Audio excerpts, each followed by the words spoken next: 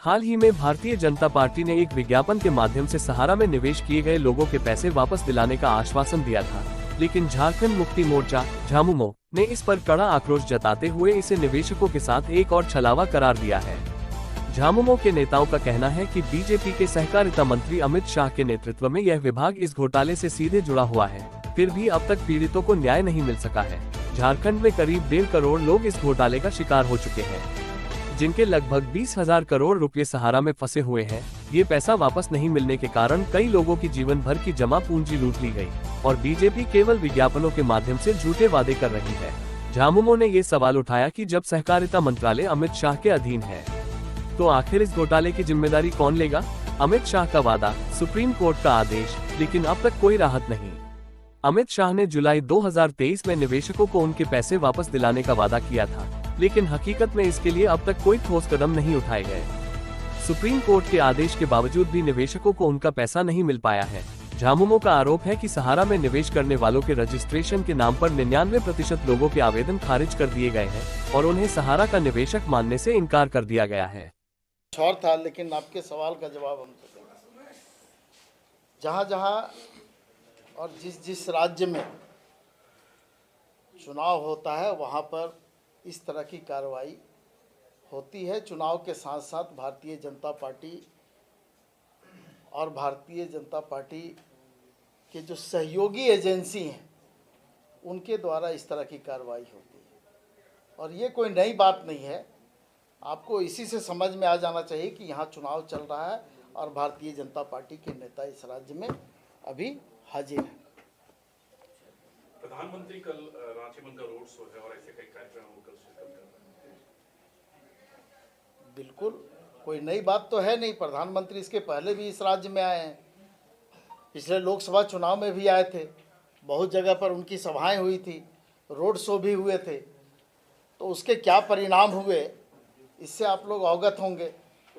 और कल भी रोड शो है, कई सभाएं हैं, देश के गृह मंत्री भी हैं इस राज्य में, तो वो अपना काम कर रहे हैं, इस राज्य की जनता अपना काम करेगी। ऐसा है कि मैं अपने स्वयं पीड़ित हूँ और हमको तकलीफ कब लगा जब 2022 में हमारे बड़े लड़के का देहांत हो गया और सहारा में हमारा पैसा फंसा हुआ 1 करोड़ रुपया करीब। हमने मांगने गए कि भाई हमको कुछ भी पैसा दीजिए, लड़का डेथ कर गया है, उसकी बहू है, 3 बेटियां हैं, हमारा उम्र 70 साल हो गया, हमको कुछ पैसा दिया जाए जो हम इसका क्रियाक्रम कर सकें, बच्चे लोगों को पढ़ा सकें। लेकिन हमारे साथ ऐसा किया गया। ऑफिसर लोग बोले यहाँ के सहारा में जो बैठे हुए ऊपर पदाधिकारी हैं, ये आपको यदि ऊपर में कोई अप्रोच है तो उस अप्रोच को लाइए, उसके बाद पैसा आपको मिलेगा। ये कहाँ का न्याय हम देखें कि भाई अप्रोच होगा तो पैसा मिलेगा, नहीं तो नहीं मिलेगा। जब पैसा लेना था तो कोई अप्रोच का दरकार नहीं है, लेकिन देने के समय हमको अप्रोच चाहिए उनको देने के लिए। मैं और हमारे बच्चियाँ 3 बच्ची होती है हमारी, एक बीटेक कंप्यूटर साइंस में आपके रांची में ही है, सरला बेला यूनिवर्सिटी में पढ़ती है, उसके नाम लिखाने के लिए हमारे पास पैसा नहीं था।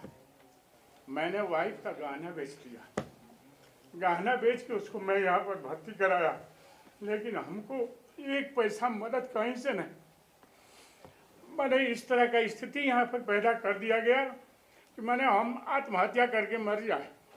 लेकिन हमारी पत्नी एक ही चीज़ बोलती थी कि गाना किस काम का आएगा, ये गाना भेज दीजिए, वो लोग पढ़ेगी। हम भी चाहते थे कि हमारा लड़का जब नहीं है तो 3 बेची है, 3 बच्चियाँ पढ़ लेगी, कहीं एडजस्ट हो जाएगी तो अपना माँ को कम से कम देख लेगी। हमारा उम्र क्या हुआ, 70 साल, कितना दिन चलेंगे भगवान जानता है। लेकिन बहुत बड़ा ज़बरदस्त धोखा हमारे साथ हुआ और उसके बाद से हम लोगों ने इस NGO में लग करके और पूरे तरफ चारों तरफ क्रांति लाना शुरू कर दिए। और लोग आज इस NGO में 30,000 मेंबर हम लोगों के साथ हैं, केवल जमाकर्ता जिनका मूलधन केवल 1800 करोड़ रुपया है। हम लोग सुप्रीम कोर्ट तक पहुंच गए। जब सुप्रीम कोर्ट में केस गया तो हमारे पास एक ऑफर आया, सहारा से ऑफर आया, जे आप हमारे साथ म्यूचुअल कर लीजिए। तो म्यूचुअल में क्या आया, हम बोले भैया क्या करोगे म्यूचुअल में, तो आप